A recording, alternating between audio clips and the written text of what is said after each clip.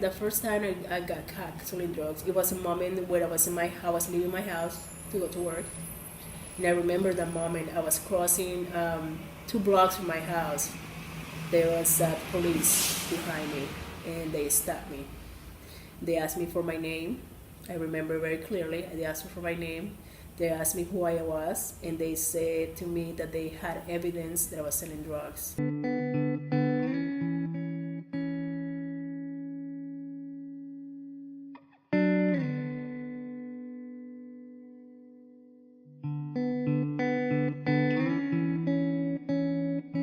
When you are in a psychological controlling mode, I think that is something that you don't think, you just do it because your mind is not really realizing that what you're doing is not okay, that is not something that is right in the moment, because you want to make sure that you please whoever you're with. And I think in that occasion, I think that my partner was very controlling, and I was very codependent, and I was very trusting in what she would say to me. So that selling drugs, meaning it really it was something that I just didn't think that it was something that will have consequences.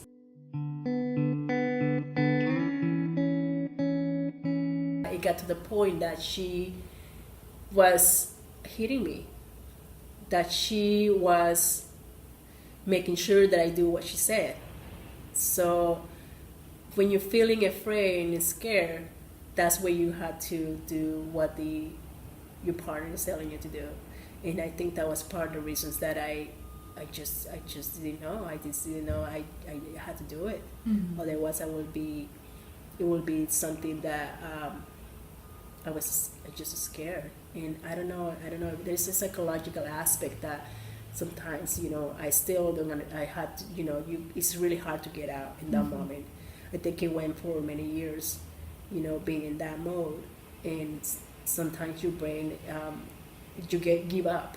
You're feeling that you give up, and that was the way that she has this controlling way of doing and saying things to me that I would be, I would be doing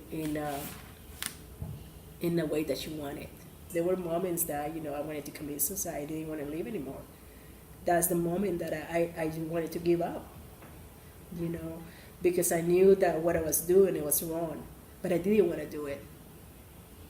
Mm-hmm. I was made to do it, and there is a lot, like I say, there's a lot of aspects that I didn't understand, that I just couldn't. I didn't have control. I didn't have control over me anymore.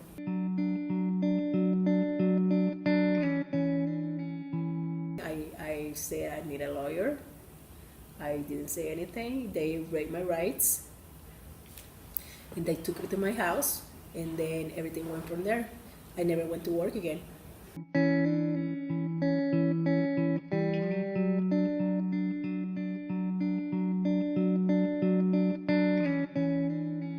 Being in prison, that's the hardest thing that I encountered in my life. And I think that really changed my life. Being in prison has been one of the has been one of the hardest things, because it really lost a lot of things.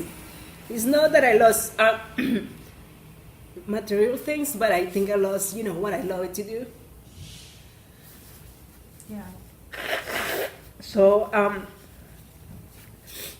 I think also, at the same time, I think that I don't think that this is something that needed to happen. I think that one way or another, either I end up dead or probably end up in prison.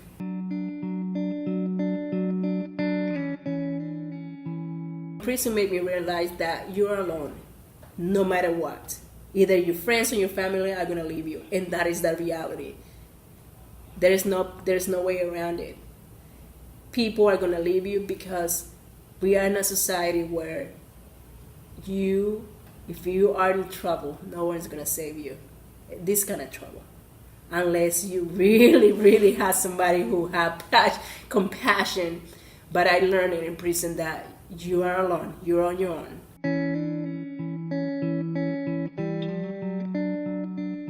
Even though, I have all this education, I'm a human.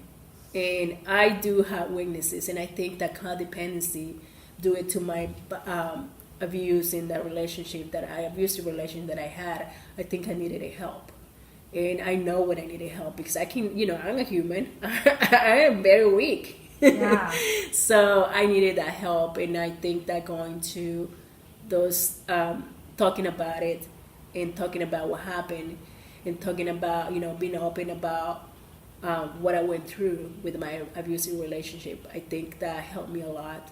And it started clearing my mind and leaving, all the anger and the bitterness behind. And little by little, I think I was very, very helpful because I knew that I wanted to overcome this abuse.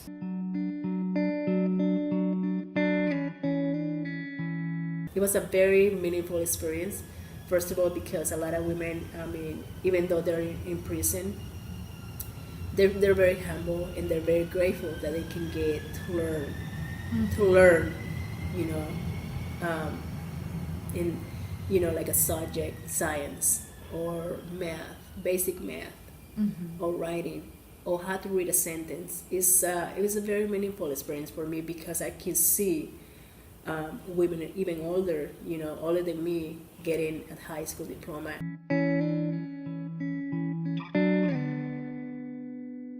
I would say 80% of women who are at Coffee Creek is because of drug addiction or alcohol or some type of drug, and domestic violence, and because they have probably a partner who have, give them some type of abuse, either verbally or physically, but they end up being in prison. I met women who I tutor to get the G.E.D., who have murdered their partners because of domestic violence.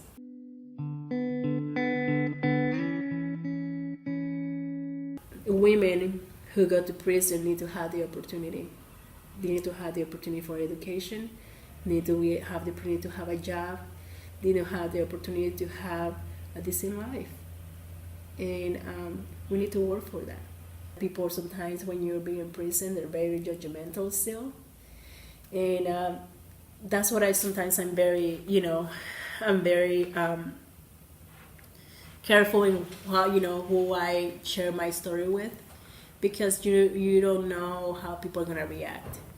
And that's why, it's also part of sharing my story, changing people's perspective, changing the way that this is what happened.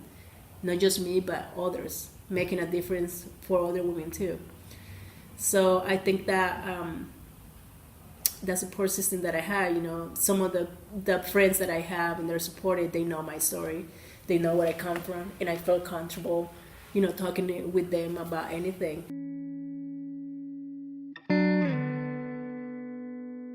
I feel like it has been a long way, the struggling, getting the right position, because it's not because, I don't feel comfortable, having a job that pays $10, because that's how I started it. It just wanted more, wanted to be more, because I know that I can do more and I know I can contribute more. It's not because I'm ambitious, it's because I know I can do more, I can contribute more. And that always has been my philosophy, always trying to do better.